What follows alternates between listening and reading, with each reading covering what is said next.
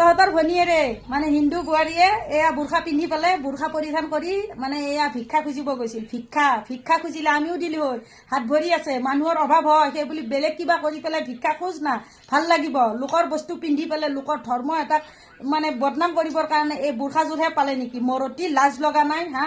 ভিক্ষা খুজিলে চবেই দিবতো।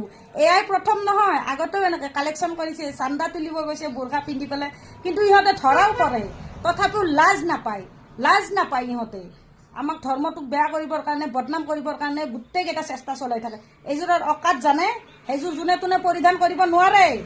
এই বুৰ্খাযোৰ পিন্ধাৰ কাৰণে অকাত লাগিব, কাবিল হ'ব লাগিব, সেইযোৰত যোগ্য হ'ব লাগিব। এয়া ফুটপাথত পোৱা সেয়া বিকিনি নহয়, এয়া বুৰ্খাযোৰ বিকিনি নহয়, এয়া পিন্ধিবৰ কাৰণে হেৰি লাগিব মানুহৰ, সেইখিনি তহঁতৰ নাই। আজি এনেকে খুলি দিয়াৰ পিছত আমাৰ মুছলমান মহিলা হ'ব লাগিছিল, লাজতে মৰি গ'ল হয়, মান সন্মান শেষ হৈ গ'ল হয়। লাজ লগা নাই। কোনোবা চুৰ্ণি এখন টানিলেও আমি মৰি যোৱা যেন পাম।